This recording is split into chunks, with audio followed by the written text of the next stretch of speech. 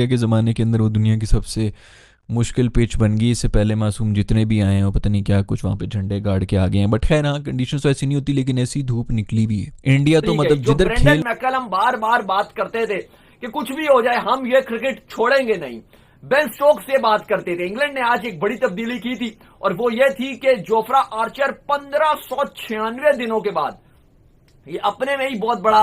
बाबर आजम और शुभमन गिल का कोई कंपैरिजन नहीं है। उसमें फिर मुझे कमेंट्स भी आए ये क्या बात है, शुभमन गिल बड़ा परफॉर्म कर रहा है। भाई अगर आप स्टैट्स देखें, अगर टेस्ट क्रिकेट के एवरेज भी देखें ना, उसमें शुभमन गिल की 42 एवरेज है, बाबर आजम की 42 है। अगर आप ओडीआई में भी देखें तो उसमें शुभमन गिल 59 की एवरेज है, बाबर की 55 की है। अगर आप T20 के देखें तो शुभमन गिल की पता नहीं 29-30 है, बाबर आजम की तकरीबन 40 के पास है। और बाबर के T20 में 4500 रन है और शुभमन गिल तो 600 रन भी नहीं हुआ इसके T20 में।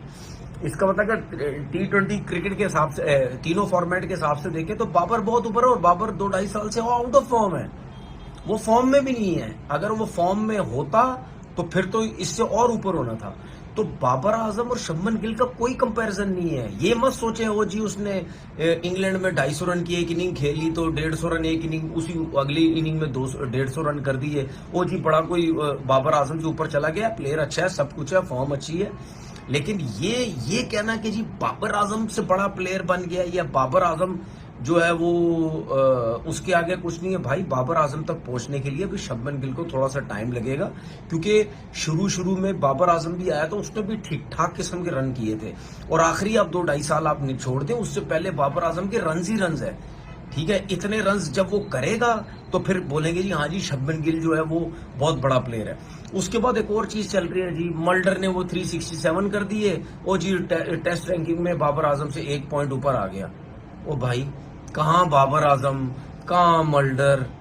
ठीक है ना, मैं ये नहीं कह रहा कि उसने 367 रन किए। भाई 367 रन जिम्बाब्वे हो, युगांडा हो, नेपाल हो, कोई भी हो, चाहे बड़ा प्लेयर रन करे चाहे छोटा प्लेयर रन करे, रन होते हैं, इतने बड़े रन बहुत होते हैं। तो इस पे ये वो जी वो रैंकिंग में ऊपर चला गया। ओ भाई, वो पता नहीं जितनी बाबर ने क्रिकेट खेली वो पता नहीं खेल भी पाएगा नहीं खेल पाएगा। इंडिया के ज़माने के अंदर वो दुनिया की सबसे मुश्किल पिच बन गई। इससे पहले मासूम जितने भी आए हैं वो पता नहीं क्या कुछ वहाँ पे झंडे गाड़ के आ गए हैं। बट खैर हाँ, कंडीशंस तो ऐसी नहीं होती, लेकिन ऐसी धूप निकली भी है। इंडिया तो मतलब जिधर खेल रहा है इंग्लैंड के अंदर, उनको अपने मतलब की ही पिचेस मिल रही हैं। अब खैर मतलब उनकी अभी बॉलिंग थोड़ी ज़्यादा तगड़ी हुई है तो उनको अब बैटिंग उनकी ज़्यादा ही तगड़ी है, फिर इनसे भी ज़्यादा, लेकिन इससे ज़्यादा बैटिंग कंडीशंस मिल नहीं सकती थी। बिल्कुल ही फट्टा लग रही, कुछ भी नहीं था पिच के अंदर, धूप निकली हुई थी। शुक्र है कि टॉस जीत के इस दफ़ा अक्लमंदी उन्होंने कर ली कि चलो हम जो है पहले बैटिंग ही कर लेते हैं। नज़र आ रहा है कि इतनी धूप निकली हुई पिच के अंदर कुछ नहीं है, लेकिन फिर भी ऊपर तले दो, मैं हमें 40 के ऊपर 2 आउट हो गए थे। 2 ओवर के अंदर ही 2 उन्होंने विकेटें दे दी थी। मैंने कहा लो जी, फिर से दोबारा से इनका अपना मजाक शुरू हो चुका है, इसी तरह ख्वार हो जाएंगे, इसी तरह करते रहेंगे, इन्होंने तो पीछे हटना नहीं है, इसी तरह कुट्टें खाते रहेंगे। इस बार तो बुमराह भी है, रेडी इनफैक्ट विकेट लेके चला गया। मैं हमें ठाकुर भी हैं, बुमराह भी है, आकाशदीप भी है, हमारा सबका सबसे ज्यादा लाज दुलारा सिराज भी है। तो इन सब ने तो इनको पता नहीं 200 भी नहीं करने देने, लेकिन बहुत ज़बरदस्त एंड में बेहतरीन किस्म की इनिंग्स खेल के चले गए हैं स्टोक्स। और जो रूट जो कि 99 रन के ऊपर हैं, अच्छी रिकवरी कर गई, 221 रन बना के चले गए। कहीं से लग नहीं रहा था ये इस तरह का होगा।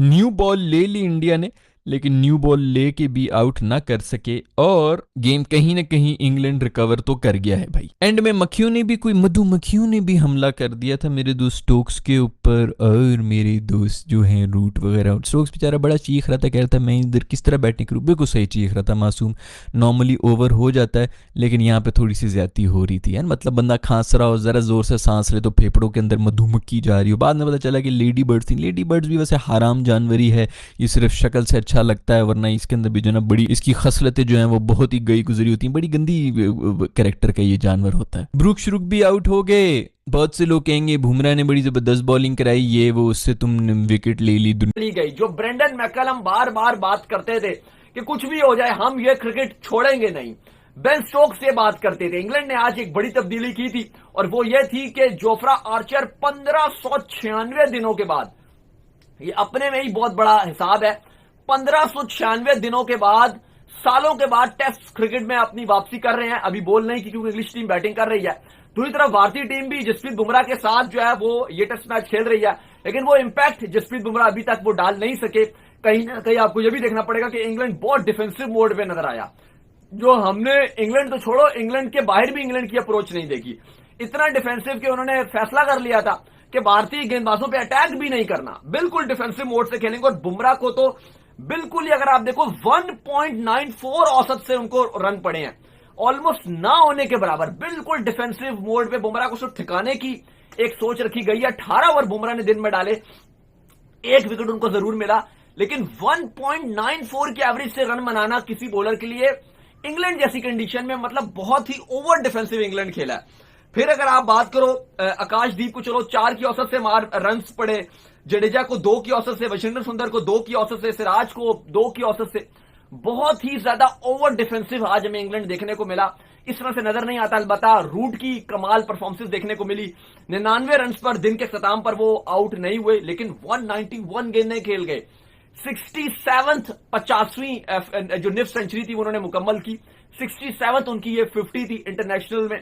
बड़ा ही शानदार रेड बॉल में उनका अगर आप करियर की बात करो जा रहा है। स्टोक्स जो फॉर्म हासिल करने में नाकाम रहे थे, आज बड़े डिफेंसिव मोड पे स्टोक्स नजर आ रहे थे। 38 के स्ट्राइक रेट से बैटिंग करते हुए नजर आए। 102 गेंदें बेन स्टोक्स खेल गए, सिर्फ 39 रन उन्होंने बनाए हुए थे, नॉट आउट थे। ये हमने देखा कि जैसे विकेट्स गिरती थी, बैक टू बैक 2 विकेट्स गिरती थी, फिर पार्टनरशिप भी मिल जाती थी। 43 पे हमने पहले देखा 1 विकेट गिर गया, नीतीश कुमार रेड्डी ने एक ही ओवर में 2 विकेट चटका दिए, 44 में दूसरा गया, फिर लगभग 109 रन की पार्टनरशिप बनी। और वहां मतलब रन रेट 4 के नीचे तो याद भी नहीं है लास्ट टाइम कब था इनका जब ये बैटिंग करते हैं और 4 के नीचे इनका रन रेट हो। लेकिन खैर आज ओल्ड फैशन तरीके से इन्होंने खेला। 3 के रन रेट से 83 ओवर के बाद 251 पे 4 खिलाड़ी आउट हैं।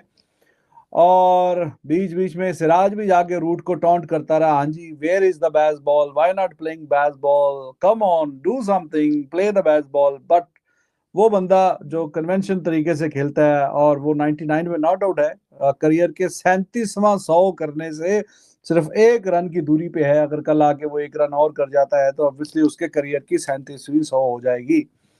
तो बेसबॉल तो नहीं खेला इंग्लैंड, लेकिन कन्वेंशनल तरीके से टेस्ट क्रिकेट जो कि ओल्ड जमाने में खेली जाती थी, कि पूरे दिन के खेल के इख्तिताम पे 250, 60, 70 रन, वो जब हम देखते आए हैं बहुत अरसे से इस तरीके की क्रिकेट, तो वही हमें आज देखने को मिली है।